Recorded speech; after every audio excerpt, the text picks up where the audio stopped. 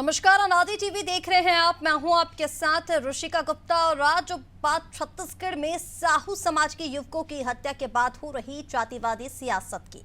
गत 24 सितंबर को कवर्धा के लोहारेड्डी में शिव प्रसाद साहू नामक युवक की लाश गांव से करीब 10 किलोमीटर दूर जंगल में पेड़ से लटकती मिली थी। मामले में गांव के पूर्व सरपंच रघुनाथ साहू पर हत्या का आरोप लगा और भीड़ ने उनके घर को आग लगा दी, जिसमें पूर्व सरपंच की मौत हो गई। मामले में 69 लोगों को गिरफ्तार किया, 160 पर मामला दर्ज किया गया था। एक व्यक्ति की मौत पुलिस अभिरक्षा में हो गई थी। इस घटना के बाद प्रदेश कांग्रेस कमेटी के अध्यक्ष दीपक बैज ने प्रधानमंत्री नरेंद्र मोदी को पत्र लिखकर हाई कोर्ट के जज से जांच करने की मांग की। दीपक बैज ने अपने पत्र में लिखा कि छत्तीसगढ़ में आकर प्रधानमंत्री खुद को साहू समाज का बताते हैं तो उन्हें साहू समाज के बेटों के साथ खड़ा होना चाहिए। इस बीच मुख्यमंत्री भूपेश बघेल ने लोहारेड्डी के मामले में 167 लोगों के खिलाफ एफआईआर दर्ज होने पर कहा है कि लोहारेड्डी में पूरे गांव को संगीन धाराओं में फंसाकर जेल में डाला गया। उन्होंने आरोप लगाया है कि एफआईआर से स्पष्ट हो रहा है कि भाजपा सरकार 167 लोगों को फांसी की सजा दिलाना चाह रही है। भूपेश बघेल ने सवाल उठाए हैं कि साई सरकार के कुशासन में क्या किसी को न्याय मिलेगा या सीधे फांसी दे दी जाएगी। बघेल का कहना है कि इस पूरे मामले में पुनर्विवेचना की जरूरत है। उन्होंने आरोप लगाया कि मामले में बाहर से आए लोगों से लेकर रास्ते चलते लोगों तक को गिरफ्तार किया गया। उधर दीपक बैज के प्रधानमंत्री को लेकर पत्र पर टिप्पणी करते हुए भाजपा ने कहा है कि यदि ये पत्र भूपेश बघेल के शासनकाल में लिख देते तो आज ये दिन नहीं देखना पड़ता। क्या इस मामले में कांग्रेस जातिवादी सियासत कर रही है और पुलिस की पिटाई से मौत जैसे आरोपों में क्या सच्चाई है? आज की बहस इसी मुद्दे के इर्द गिर्द है। पहले कुछ प्रतिक्रियाएं सुनते हैं। प्रदेश कांग्रेस कमेटी ने लोहारेड्डी घटना को लेकर 3 साहू समाज के बेटों की हत्या को लेकर और लगातार साहू समाज की मांग और उस पीड़ित परिवार लगातार न्याय की मांग लगातार करते आ रहे हैं, इसको लेकर मैंने एक प्रदेश अध्यक्ष के रूप में माननीय प्रधानमंत्री जी नरेंद्र मोदी जी को एक पत्र लिखा है, जिसमें लोहारेड्डी घटना का उल्लेख करते हुए इस मामले की हाईकोर्ट के जज की निगरानी में न्यायिक जांच कराई जाए और जेल में बंद निर्दोष महिलाओं को तत्काल रिहा किया जाए और पूरे मामले में संलिप्त पुलिस अधिकारियों के खिलाफ एफआईआर दर्ज कर कार्रवाई की जाए। दीपक बैज जी, छत्तीसगढ़ की जनता के हितैषी बनने का दिखावा करने के लिए जो आपने प्रधानमंत्री जी को पत्र लिखा है, अगर ऐसा ही पत्र कांग्रेस शासनकाल में भूपेश बघेल जी को लिख देते तो शायद आज विपक्ष में बैठने की नौबत नहीं आती, लेकिन तब आप हिम्मत कर नहीं पाए थे क्योंकि तब राजनीतिक रोटियां सेकनी थी। देश और प्रदेश को धर्म के नाम पे लड़ाकर, जाति के नाम पे लड़ाकर, उनके बीच फूट डालकर शासन करने की नीति कांग्रेस की रही है और वही प्रयास अभी फिर दीपक बैज जी आप करने का और आपकी पूरी कांग्रेस करने का प्रयत्न कर रही है। और चलिए इसी मुद्दे पर ज्यादा चर्चा के लिए हमारे साथ खास मेहमान जुड़ चुके हैं, उनका परिचय आपसे करा देते हैं। भारतीय जनता पार्टी से प्रवक्ता प्रीति स्वर्णकार हमारे साथ जुड़ गई हैं, कांग्रेस प्रवक्ता श्रुति शुक्ला हमारे साथ जुड़ गई है और इसी के साथ रमेश पांडे वरिष्ठ पत्रकार हमारे साथ जुड़ने वाले हैं। आप सभी का बहुत स्वागत है। शुरुआत प्रीति जी आपके साथ करना चाहेंगे। अब जिस तरह से दीपक बैज ने प्रधानमंत्री को पत्र लिख दिया है, वो ये कह रहे हैं कि इसकी न्यायिक तौर पर जांच की जानी चाहिए, जज की निगरानी में इस पूरे मामले की जांच हो, लेकिन अब यहाँ पर कांग्रेस की तरफ से निशाने साधे जा रहे हैं कि कहीं ना कहीं इस पूरे मामले को लेकर बीजेपी जो है, जितने लोगों के ऊपर एफआईआर दर्ज की गई है, क्योंकि 167 लोगों के ऊपर एफआईआर दर्ज होना यानी कि पूरा गांव लगभग इस एफआईआर की जद में आ गया है, तो इन लोगों को फांसी देने की कोशिश बीजेपी कर रही है। और क्या बीजेपी की सरकार में किसी को न्याय मिलेगा या फिर ऐसे ही सबको फांसी दे दी जाएगी? इस पर जवाब दीजिए। देखिए, जो जात पात वाला सिस्टम कांग्रेस ने चलाया है, ये अभी का नहीं, इन लोग का पहले से ही यही प्रोपेगेंडा रहता है कि जात पात के नाम से या धर्म के नाम से जनता को बरगलाते हैं और यही काम इन लोग करते आए हैं पहले से ही।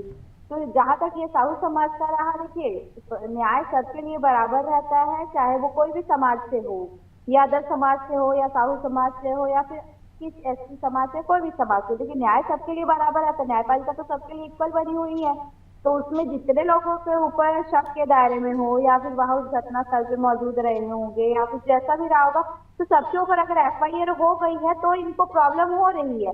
अगर वहीं पर अगर शासन अपना काम प्रशासन नहीं करे रहता सही से, तो इनको ये दिक्कत रहता है कि इन्होंने उसके ऊपर कोई कार्रवाई नहीं की है।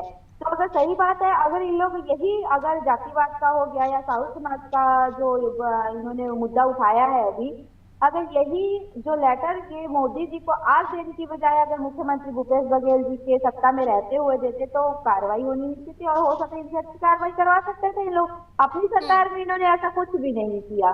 तो न्यायपालिका सबके लिए बराबर है, न्याय सबको बराबर मिलता है, जिसकी उसकी कुछ धाराएं रहती है जो सबके लिए बराबर रहती है, चाहे वो कोई भी समुदाय से हो, कोई भी जाति से हो, कोई भी धर्म से हो। तो स्पेशल एक मतलब समाज को ऊपर उठा के उसमें राजनीतिक अपनी रोटियां सेकने का काम सिर्फ कांग्रेस कर सकती है और जनता को बरगला सकती है, इससे ज्यादा कुछ भी नहीं। बिल्कुल प्रीति जी, देखिए जातिवाद की जो सियासत हो गई उस पर मैं जवाब आपसे लूंगी, लेकिन जो आपने अभी शासन को लेकर बात कही कि अगर यहाँ पर प्रशासन एक्शन ले रहा है तो उसमें भी कांग्रेस को दिक्कत हो रही है, इस पर भी मैं आऊंगी, लेकिन उसके पहले ओपनिंग स्टेटमेंट श्रुति जी से लेना चाहूंगी। श्रुति जी, अब प्रधानमंत्री जी को पत्र लिखा गया, उसमें यह कह दिया गया कि साहू समाज का हितैषी बताया जाता है। अब देखिए कहीं ना कहीं अगर वहां पर प्रशासन एक्शन ले रहा है तो उसमें भी दिक्कत है। क्या इस तरह की चीजें करके कोई दबाव बनाने की कोशिश साई सरकार पर की जा रही है आप लोगों की तरफ से? क्योंकि ये कहा जा रहा है कि एक छोटा सा मुद्दा जिसे बड़ा बना दिया गया, जैसे लगातार हवा दी जा रही है। जी, सबसे पहले तो आप सभी को मेरा सादर जय जोहार है। और निश्चित ही ऋषिका जी, आपने बहुत सही कहा, दबाव बनाने की कोशिश तो साय सरकार के ऊपर कांग्रेस पार्टी कर ही रही है, लेकिन ये दबाव उन पीड़ित परिवार के लिए है जिन पीड़ित परिवार को आज तक के न्याय नहीं मिल पाया है। मैं समझती हूँ ऋषिका जी, जब कांग्रेस की सरकार थी उस समय ऐसे ही ईश्वर साहू के साथ जब घटना हुई थी तब भारतीय जनता पार्टी ने इसे खूब हवा दी, खूब राजनीतिक रोटियां इन्होंने सेकी। ईश्वर साहू को इन्होंने विधायक की टिकट दी, वो विधायक बन भी गए, उनके परिवार से उनके एक बेटे को नौकरी भी दे दी गई। लेकिन आज जब ऐसी ही दुर्घटना उसी के आगे वाले क्षेत्र में एक साहू परिवार के साथ होती है, जहाँ पर एक नहीं दो नहीं तीन साहू युवकों की, तीन साहू मतलब साहू समाज के व्यक्तियों की मौत हो जाती है, उस पर भी आज भारतीय जनता पार्टी मौन है। और सबसे सोचने वाली बात यह है ऋषिका जी कि जो प्रशांत साहू की मौत हुई है, वो प्रशांत साहू की मौत ऐसे किसी मामूली व्यक्ति के द्वारा नहीं हुई है, वो पुलिस प्रशासन की निगरानी में जेल में बंद की मौत हो जाती है। तो क्या हमारा जो पुलिस प्रशासन है ये इतना निर्भय हो चुका है कि ये इस तरीके की हरकतों को अंजाम दे रहे हैं? और इतना ही नहीं, मैं आपको बताना चाहूंगी कि प्रशांत साहू की जो फोटोज है ये कई बार उप मुख्यमंत्री विजय शर्मा जी के साथ वायरल हो चुकी है, तो मतलब वो भारतीय जनता पार्टी की कार्यकर्ता भी है। तो मैं हमारी जो बड़ी बहन प्रीति स्वर्णकार जी, उनसे बस यही प्रश्न पूछना चाहूंगी कि भाई भारतीय जनता पार्टी की सरकार में तो इनकी ही कार्यकर्ता सुरक्षित नहीं है, प्रशांत साहू इनके ही कार्यकर्ता थे, साहू समाज के युवक थे जिन्हें ये न्याय दिला नहीं पा रहे हैं। तो ये छत्तीसगढ़ पूरे छत्तीसगढ़ प्रदेश के जो युवा है, जो हमारा छत्तीसगढ़ प्रदेश है, ये कैसे सुरक्षित रह पाएगा, ये मैं जानना चाहती हूँ। भाई बीरनपुर मामले में तो आपने बहुत राजनीतिक रोटियां सेकी, बहुत कुछ आपने किया, लेकिन जब आज यही घटना छत्तीसगढ़ में दोबारा दोहराई जा रही है, तो जब इस पर कांग्रेस जब एक्शन मूड में है, तो भारतीय जनता पार्टी इस मामले को दबाने की कोशिश क्यों कर रही है? ठीक है श्रुति जी। रमेश पांडे जी, मैं सीधा आप ही के पास आना चाहूंगी। देखिए जिस तरह से इस मुद्दे को उठाया जा रहा है, पहले इस मुद्दे को उठाया गया तो ये कह दिया गया कि षड्यंत्र इसके पीछे है, एक पॉलिटिकल एंगल देने की इसको कोशिश की गई, लेकिन अब जातिवाद की सियासत हम यहाँ पर देख पा रहे हैं, जातिवाद की राजनीति देख पा रहे हैं। अब कांग्रेस की तरफ से जो पत्र लिखा गया प्रधानमंत्री जी को, उसमें लिखा गया कि साहू समाज का हितैषी प्रधानमंत्री खुद को बताते हैं, और फिर अगर इस तरह से 3 लोगों की मौतें हो गई हैं साहू समाज में, तो फिर इस पर स्ट्रिक्ट एक्शन होना चाहिए। देखिए कहीं ना कहीं प्रशासन की तरफ से कार्रवाई की जा रही है, काम किया जा रहा है, लेकिन उसके बाद भी क्या इस तरह के संवेदनशील मुद्दे पर इस तरह की जातिवाद राजनीति करना ठीक है? देखिए रितिका जी, पहली बात तो पूरी स्थिति को समझने की कोशिश करिए। ये जो लोहारीडीह की घटना हुई है, ये निजी रंजिश की घटना है। ये सरपंच और उप सरपंच के पदों पर चुनावी रंजिश के मसले की घटना है, और ये बहुत दुर्भाग्यपूर्ण रहा कि दोनों साहू समाज के ही व्यक्ति हैं, पीड़ित पक्ष भी और दूसरा आरोपी पक्ष भी।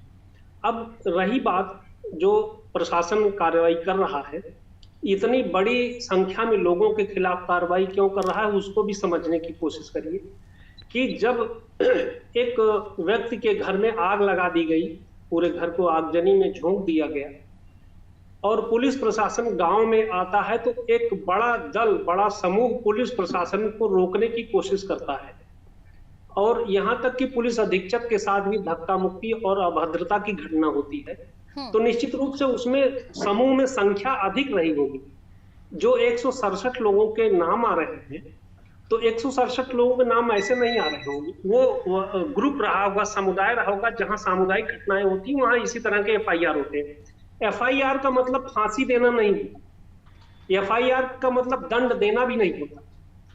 अब उस पूरे मामले की न्यायिक जांच होगी, न्यायालय में प्रस्तुत होगा, अपने पक्ष की बातें लोग प्रस्तुत करेंगे और जो डिसीजन होगा वो न्यायालय से मिलेगा ना।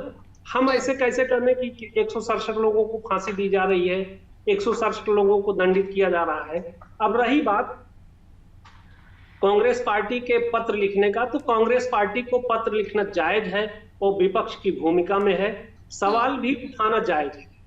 अब भारतीय जनता पार्टी को इससे नाराज नहीं होना चाहिए। आज भारतीय जनता पार्टी छत्तीसगढ़ में बड़े भाई की भूमिका में है, सत्ता पक्ष की भूमिका में है। तो अगर कांग्रेस कोई सवाल उठाती है, कोई आवाज उठाती है, तो भारतीय जनता पार्टी का एक नैतिक दायित्व भी है और मर्यादित धर्म भी है कि कांग्रेस के आरोपों को स्वीकार करे और जो बात कर रही है उसकी जांच कराए और जो उचित हो उस पर कार्रवाई करे। अगर उन्होंने प्रधानमंत्री को पत्र लिख दिया है रमेश तो जी, कोई लेकिन षड्यंत्र की बात जो यहाँ पर की जा रही है, क्योंकि देखिए 167 लोग, पुलिस कप्तान की ओर से भी ये कहा गया था कि 167 लोग थे। आपने जैसे कि कहा जब रोकने का प्रयास किया गया तो इतने लोगों का एक साथ आ जाना, उनको भड़का देना, ये किस चीज की ओर फिर इंगित कर रहा है, ये कहाँ इशारे कर रहा है? इतनी भीड़ को भड़काना भी तो मुश्किल नहीं ना एक साथ। देखिए पहले बात समझने की कोशिश करिए ना, ये रंजिश एक दिन की नहीं थी। ये पंचायत चुनाव की रंजिश एक दिन की नहीं, एक रातों रात रंजिश हुई ऐसा हो गया। ये तो रंजिश बहुत लंबे समय से चली आ रही होगी, निश्चित रूप से आप समझ रहे होंगे। और गुटबाजी, गिरोहबंदी भी लंबे समय से हो रही होगी। भाई एक साथ गांव में इतने आदमी कैसे आ जाएंगे? एक साथ आदमी पुलिस को कैसे रोक पाएगा? पुलिस का ग्रुप आ रहा है, उसको कैसे रोक सकता है? तो ये तो बहुत बड़ी दुस्साहस की बात हुई होगी ना कि पुलिस अधीक्षक को भी धक्का मार दे, पुलिस को रोक ले, पूरी पुलिस के पैरेलल एक फोर्स तैनात कर दे। तो एक जो पुलिस की कार्रवाई हो रही है, 167 लोगों पे FIR है, तो उसकी विवेचना हो रही होगी। जो लोग उसमें एक्टिव लोग होंगे उन पे कार्रवाई होगी, जो नॉन एक्टिव लोग होंगे उनका FIR से नाम हटा दिया जाएगा। या न्यायालय की सी एक प्रक्रिया है। अगर किसी को बहुत ज्यादा हमदर्दी है तो वह उस पक्ष को अपना वकील लगा दे, अपने मुफ्त में एक वकील उपलब्ध करा दे जो उसकी पैरवी कर दे। जी ठीक है रमेश जी। प्रीति जी जरा जवाब दीजिए ना। आप देखिए रमेश जी ने जिस तरह से कहा कि अब मुख्य विपक्षी पार्टी है कांग्रेस का, सवाल उठाना तो लाजमी है, लेकिन यहाँ पर अगर जब हम सरकार के सिस्टम की बात करते हैं, अगर एक मौत के बाद ही शुरुआती तौर पर सतर्कता वहाँ पर बरती जाती, तो आपको नहीं लगता कि इतनी जो बड़ी अब यहाँ पर घटना हो गई है, ये जो पूरा आगजनी वहाँ पर देखी गई, ये नहीं हो पाती? क्योंकि अगर शुरुआती तौर पर ही आप देखें सरकार का फेलियर विपक्ष की ओर से इसको बताया जा रहा है, कहीं ना कहीं जितनी भी मीटिंग्स आपकी की जाती थी लॉ एंड ऑर्डर को लेकर, कानूनों को लेकर, वो सारी बेअसर बताई जा रही हैं। जो न्याय रहता है, मैं पहले ही बता चुकी हूँ, न्याय सबके लिए बराबर रहता है। आदरणीय पत्रकार भाई साहब ने बहुत अच्छा बोला। ये तो आपसी गुटों की भी आपसी लड़ाई थी। अब वो ये अलग बात है कि दोनों साहू समाज के ही थे। एक गांव में मान लो इतने सारे साहू समाज के व्यक्ति अगर इकट्ठे हो रहे हैं, अगर प्रशासन के साथ भी हम लोग बदतमीजी कर रहे हैं या दुर्व्यवहार कर रहे हैं, तो इसमें सरकार क्या कर सकती है? प्रशासन अपना काम कर रहा है, प्रशासन के साथ दुर्व्यवहार हुआ, उन्होंने 170 लोगों के ऊपर कार्रवाई कर रहे हैं, उनके ऊपर FIR कर रहे हैं, उन लोग नजरबंदी में रहेंगे। और जो क्राइम में उनका सपोर्ट किया होगा या फिर जो घर को आग लगाने का काम किया होगा, उनके ऊपर धारा के साथ आगे कार्रवाई होगी और जो निर्दोष होंगे उनको नहीं। देखिए प्रीति जी, यहाँ पर कार्रवाई तो हो जाएगी, पर सवाल तो ये उठाए जा रहे हैं ना। देखिए पुलिस कप्तान का खुद की ओर से भी ये कहना कि जब लोग वहां पर पहुंचे तो उसको भीड़ की शक्ल दी गई, जो वहां पर पूरी आगजनी की गई है उसका सामान वहां पर उपलब्ध कराया गया। तो मान लीजिए अगर ये पुरानी रंजिश थी भी, अगर वहां पर एक मौत सामने आई, उसके बाद तो सरकार की तरफ से कोई सतर्कता नहीं बरती गई, और अगर ये जो पूरा षड्यंत्र भी है, मान लीजिए पूरी प्लानिंग के तहत ये किया गया है, तो उस प्लानिंग को रोकने में भी तो सरकार नाकाम ही साबित हुई ना वहां पर। देखिए न्यायिक प्रणाली में जांच होती है, पहले FIR होती है, फिर जांच होती है, फिर उसके बाद आगे की कार्रवाई होती है। तो सडनली मान लो एक हत्या होती है तो जांच तो ऑटोमेटिक चल ही रही है अभी से नहीं, जब से वो केस सामने आया है तो उसका जांच तो न्यायिक तौर पे चल ही रहा है। इसमें मोदी जी कुछ थोड़ी ना कर सकते। ठीक है, इन्होंने अपने विपक्ष की भूमिका निभाई, मोदी जी को पत्र लिखा कि आप साहू समाज से बिलोंग करते हैं, ऐसा उन्होंने बोला है। तो कहीं ना कहीं देखिए प्रशासन अपना काम तो कर ही रहा है। ऐसा नहीं है कि प्रशासन अपने हाथ पे हाथ रख के बैठा हुआ है या गवर्नमेंट की तरफ से जो छत्तीसगढ़ में सरकार है उसकी तरफ से ये कार्रवाई करने का आदेश नहीं हुआ है। हमारे मुख्यमंत्री जी के द्वारा समीक्षा बैठक हुई थी जिसमें जो अपना कार्य अच्छे से नहीं कर रहे हैं उनको डांट फटकार भी लगाई है, या फिर जो एसपी डीएसपी या फिर कलेक्टर अपना कार्य को सही से नहीं करे तो सरकार तो हमेशा यही चाहती है कि छत्तीसगढ़ एक शांत प्रदेश है तो शांत प्रदेश बना रहे, प्रशासन अपना अच्छे से कार्य करे। ठीक है प्रीति जी। श्रुति जी जरा जवाब दीजिए ना। देखिए ये कहा जा रहा है, प्रीति जी ने भी अभी कहा और सांसद बृजमोहन अग्रवाल की ओर से भी ये कहा गया कि छत्तीसगढ़ एक शांत प्रदेश है, उसकी शांति को भंग करने का काम कांग्रेस की ओर से किया जा रहा है। लेकिन कहीं ना कहीं क्योंकि बेहद संवेदनशील मुद्दा ये हो गया, 167 लोगों के ऊपर एफआईआर दर्ज होना, जैसे मैंने पहले कहा था कि लगभग पूरा गाँव करीब एफआईआर की जद में आ गया है जिन लोगों के ऊपर दर्ज। और हम अगर देखें तो गाँव की दशा भी ये हो गई है कि कई लोग तो डर के कारण अपने घर वापस नहीं आ रहे हैं, सूना एकदम वहां पर पड़ गया। तो इस मुद्दे पर क्या सियासत होना जरूरी है या इस तरह के आरोप लगाना? क्योंकि अब बीजेपी ने भी पलटवार कर दिया, जो आपने खत लिखा है उस पर वो भी ये कह रहे हैं कि अगर यही पत्र भूपेश बघेल को लिखा जाता उनकी सरकार में तो ये चीजें आज देखने को नहीं मिलती। जी, समस्या वही है ऋषिका जी कि अगर कांग्रेस एक आदर्श विपक्ष की भूमिका निभाते हुए अगर जो पक्ष में सरकार है उनसे कुछ गलती हुई है, उनकी नाकामी पे अगर कांग्रेस सवाल उठाती है तो ये उसे कभी दबाव का नाम दे देते हैं, कभी ये माहौल बिगाड़ने का, कभी शांति भंग करने का नाम दे देते हैं। तो ये इनकी मतलब कुछ नहीं, ये इनकी निचली सोच का मैं सोचती हूँ एक दायरा है। मैं सोचती हूँ कि भारतीय जनता पार्टी खुद तो ये मतलब छत्तीसगढ़ में अपराध को कंट्रोल करने में बिल्कुल भी नाकाम रही है। इनके मतलब अपराधों में शिकंजा कसने में इनका जो प्रशासन है वो पूरी तरह से विफल रहा है। आज आप देख लीजिए कि 9 महीना हुआ है सिर्फ सरकार बने और 9 महीने में छत्तीसगढ़ की स्थिति क्या है। हमारा छत्तीसगढ़ प्रदेश अपराधों से त्राही कर रहा है और किसी भी एक मतलब बड़े किसी अपराध में कोई भी ढंग की कार्यवाही नहीं हुई है। दोषियों पे कार्यवाही करा तो दूर की बात, बल्कि जो लोग दोषी नहीं है उन पर भी दोषियों के मतलब दोषी वाला शक करके उनके ऊपर भी कार्यवाही कर दी गई है। जैसे कि अभी बात हुई है ये लोहारीडीह वाले मामले में लगभग 167 लोगों के ऊपर एफआईआर की गई है। आज इस मामले को इतना दिन हो गया है, सोचिए अभी तक के न्यायिक हिरासत में जो लोग होंगे तो अभी तक की इनका जो जांच का दायरा है, इनकी जो जांच है वो अभी तक कंप्लीट नहीं हो पाई है कि इनमें से कौन अपराधी है कौन नहीं है, कौन दोषी है कौन नहीं है। भाई ऐसा तो नहीं कि पूरे 167 लोग दोषी है। और सबसे बड़ी बात कि जो प्रशांत साहू जिनकी मौत हुई है, जिनका परिवार भी अभी छत्तीसगढ़ प्रदेश कांग्रेस कमेटी ने जब न्याय यात्रा निकाली तो उसमें उनका परिवार भी आया था, उन्होंने भी न्याय के लिए उस यात्रा में मांग की। तो आज तक की उन्हें न्याय नहीं मिल पाया है, ना तो उनके परिवार से किसी। प्रीति जी जवाब दीजिए, आप कुछ कहना भी चाह रही थी। और देखिए सवाल यही रहेगा क्योंकि सरकार की कवायद तो इन सब चीजों को लेकर तेज है, लेकिन क्या अब ये समझ लिया जाए कि धरातल पर अगर उतर कर देखें तो वो चीजें नजर ही नहीं आ रही हैं, वो कानून व्यवस्था जो होनी चाहिए, जो स्ट्रिक्ट एक्शन होने चाहिए वो नजर नहीं आ रहे हैं? देखिए अभी तो इन्होंने खुद ही स्वीकार किया है कि इन लोग कहीं ना कहीं शायद की सरकार के ऊपर दबाव बनाने का काम कर रहे हैं। ये तो प्रवक्ता महोदय ने खुद स्वीकार किया है। तो ये लोग सिर्फ दबाव बनाने का ही काम नहीं कर रहे हैं बल्कि वहाँ पे अपनी सामाजिक तौर पे और उनको जातियों में बांट के, जनता को धर्म में बांट के, जातियों में बांट के जी दबाव बनाने की कोशिश तो कर रहे हैं, पर पीड़ित को न्याय दिलाने के लिए दबाव बनाने की कोशिश कर रहे हैं। आप अपनी नाकामी को छुपाने के लिए इस तरीके की बात कर रहे हैं। आपने तो खुद बोला है कि हाँ बिल्कुल हम लोग दबाव बनाने का काम कर रहे हैं, तो आप लोग बिल्कुल दबाव बनाने का काम कर रहे हैं, पर पीड़ित को न्याय दिलाने के लिए कंट्रोल करने की बात। जब छत्तीसगढ़ में कांग्रेस की सरकार थी तब से लेकर आज तक के अपराधों को अगर आप देखोगे तो कहीं ना कहीं बहुत ज्यादा माइनस हुआ है, उससे कम ही अपराध हो रहे हैं आज की डेट में छत्तीसगढ़ में। और भाजपा की सरकार में जिस तरह से नक्सलवाद को खत्म किया जा रहा है, जिस तरीके से दोषियों पे कार्रवाई हो जा रही है, जैसे कि बहुत सारे उसमें कांग्रेस के नेता लोग पर भी कार्रवाई हो रही है, वहाँ आपकी चुप्पी साध जाती है, आप वहाँ पे चुप हो जाते हैं। तो देखिए न्याय मैं पहले से बोल चुकी कि न्याय सबके लिए बराबर रहता है, वो कोई भी जात कोई भी। लेकिन सवाल तो उनकी तरफ से ये पूछा जा रहा है ना कि जिस तरह से आप बता रहे हैं ठीक है प्रशासन कार्रवाई कर रहा है, मैंने भी आपसे सवाल किया था शुरुआती तौर पर ये कार्रवाई क्यों देखने को नहीं मिली? अगर आप पहले इस तरह की कोई कार्रवाई करते तो इतनी बड़ी आगजनी, इतना बड़ा हत्याकांड वहां पर देखने को नहीं मिलता।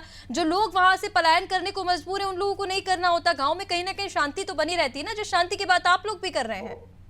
देखिए, प्रशासन अपना काम कर रहा है। जो लोग दोषी थे या जिनके ऊपर उनको शक गया तो वो अपना कहीं ना कहीं उनका हिरासत में लेके उनके ऊपर एफआईआर करके उनको अपना प्रशासन अपना काम पूरे तरीके से कर रहा है।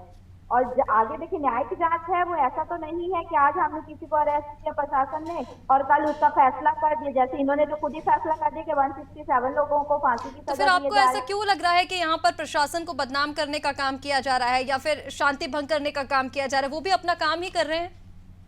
प्रशासन अपना काम कर रहा है, पर विपक्ष का तो यही मुद्दा है कि बिना बात के मुद्दा को उठाया जाए, क्योंकि आगे में चुनाव आ रहे हैं, अभी नगर निकाय के चुनाव आ रहे हैं, पंचायत आ रहे हैं, कहीं ना कहीं लोग अपना रोटी सेकने का काम कर रहे हैं। तो इन लोग विशेष एक समाज को सामने रख के इन्होंने लेटरबाजी की।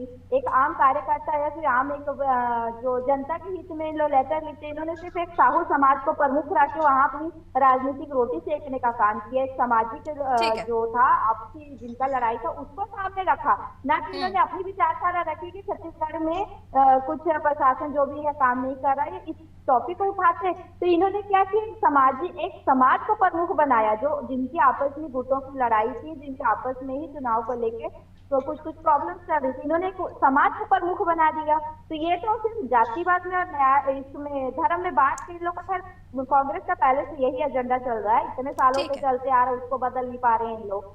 ठीक है प्रीति जी। रमेश जी, मैं आपके पास आना चाहूंगी। देखिए, अब पॉलिटिकल एंगल की भी बात पुलिस अधिकारियों की ओर से भी की गई जब इसकी पूरी जांच सामने आई कि इसमें पॉलिटिकल एंगल भी हो सकता है।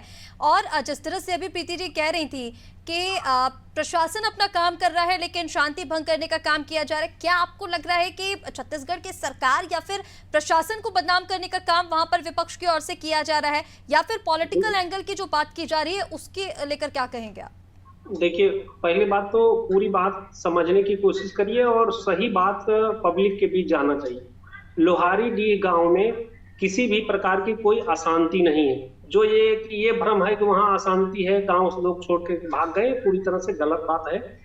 आप देखिए, प्रशासन का जो सरकार का जो रोल है उसकी बात मैं बता रहा हूँ कि सरकार ने वहां के डीएम एसपी को हटाया, एडिशनल एसपी को सस्पेंड किया, पूरे थाने को स्टाफ को हटाया और सरकार के 2 उप मुख्यमंत्री, जिसमें गृह मंत्री भी शामिल है, अरुण साहू जी और विजय शर्मा जी, दोनों लोग पीड़ित परिवार से मिलने गए और जो पीड़ित परिवार है उसको 10 लाख रुपए की आर्थिक सहायता मुहैया कराई, उन परिवार के लोगों के साथ रहे।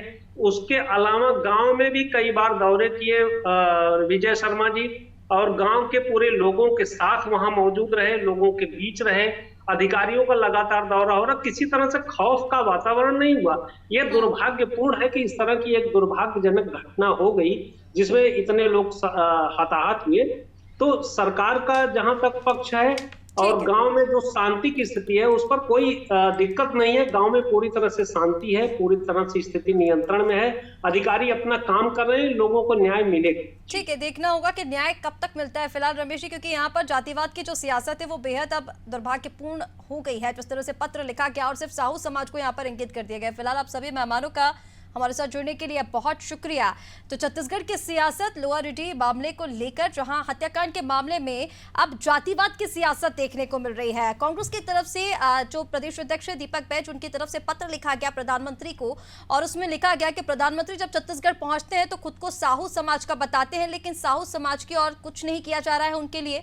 इस पूरे हत्याकांड को लेकर वो न्यायिक जांच की मांग कर रहे हैं, जो एक जज के अंडर में की जाए, उनकी इस तरह की मांग है। हालांकि बीजेपी ने भी इस पर पलटवार किया है और शांति भंग करना और कहीं ना कहीं प्रशासन को बदनाम करने की ये जो षड्यंत्र है वो बताया जा रहा है। फिलहाल हमारे इस खास कार्यक्रम में इतना ही। अब बने रहिए अनादि टीवी के साथ। नमस्कार।